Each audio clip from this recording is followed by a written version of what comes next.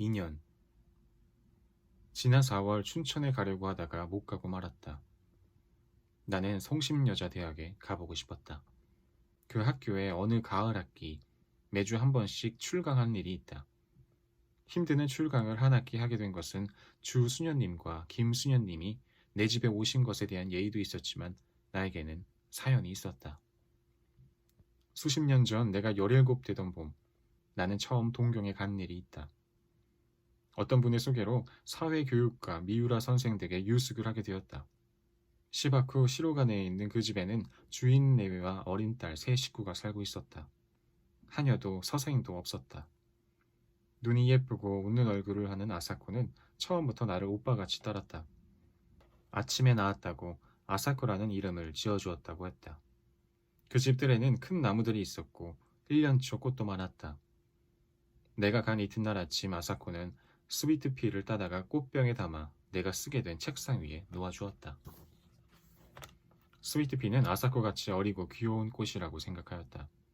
성심여학원 소학교 1학년인 아사코는 어느 토요일 오후 나와 같이 저희 학교까지 산보를 갔었다.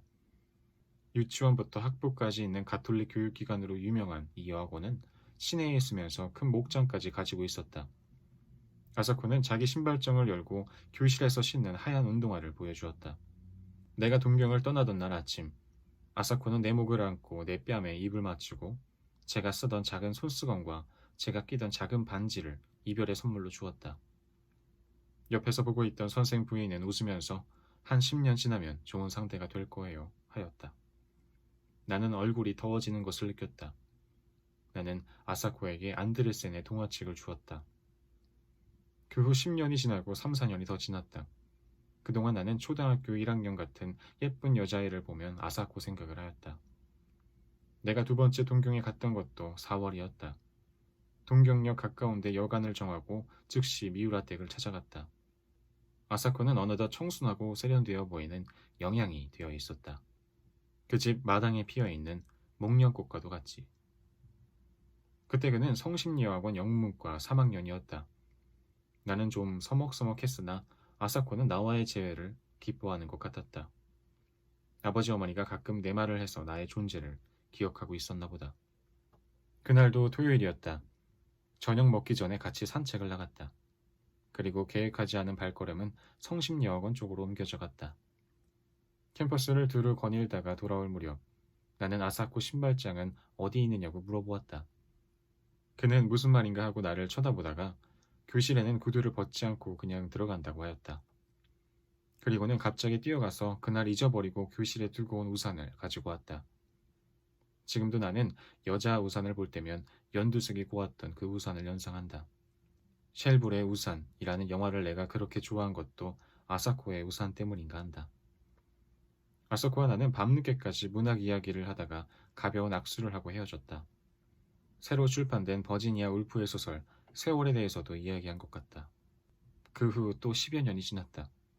그동안 제2차 세계대전이 있었고 우리나라가 해방이 되고 또 한국전쟁에 있었다. 나는 어쩌다 아사코 생각을 하곤 했다. 결혼은 하였을 것이요. 전쟁통에 어찌 되진 않았나. 남편이 전사하진 않았나 하고 별별 생각을 다 하였다. 1954년 처음 미국 가던 길에 나는 동경을 들러 미우라 댁을 찾아갔다. 뜻밖의 그 동네가 고스란히 그대로 남아있었다. 그리고 미우라 선생네는 아직도 그 집에서 살고 있었다. 선생네 부는 흥분된 얼굴로 나를 맞이하였다. 그리고 한국이 독립이 돼서 무엇보다도 잘 됐다고 치하를 하셨다. 아사코는 전쟁이 끝난 후 메가더 사령부에서 번역 일을 하고 있다가 거기서 만난 일본인 2세와 결혼을 하고 따로 나서 산다는 것이었다. 아사코가 전쟁 미망인이 되지 않은 것은 다행이었다. 그러나 2세와 결혼하였다는 것이 마음에 걸렸다. 만나고 싶다고 그랬더니 어머니가 아사코의 집으로 안내해 주었다. 뾰족 지붕에 뾰족 창문들이 있는 작은 집이었다. 20여 년 전 내가 아사코에게 준 동화책 겉장에 있는 집도 이런 집이었다. 아, 이쁜 집. 우리 이담에 이런 집에서 같이 살아요. 아사코의 어린 목소리가 지금도 들린다. 10년쯤 미리 전쟁이 나고 그만큼 일찍 한국이 독립되었더라면 아사코의 말대로 우리는 같은 집에서 살 수 있게 되었을지도 모른다. 뾰족 지붕에 뾰족 창문들이 있는 집이 아니라도 이런 부질없는 생각이 스치고 지나갔다.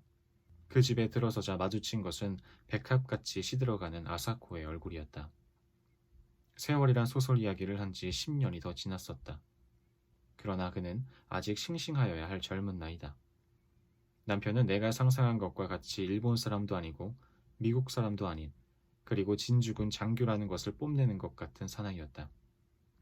아사코와 나는 절을 몇 번씩 하고 악수도 없이 헤어졌다. 그리워하는데도 한 번 만나고는 못 만나게 되기도 하고 일생을 못 잊으면서도 아니 만나고 살기도 한다. 아사코와 나는 3번 만났다. 3번째는 아니 만났어야 좋았을 것이다. 오는 주말에는 춘천에 갔다 오려 한다. 소양강 가을 경치가 아름다울 것이다. 오늘은 여기까지 읽겠습니다.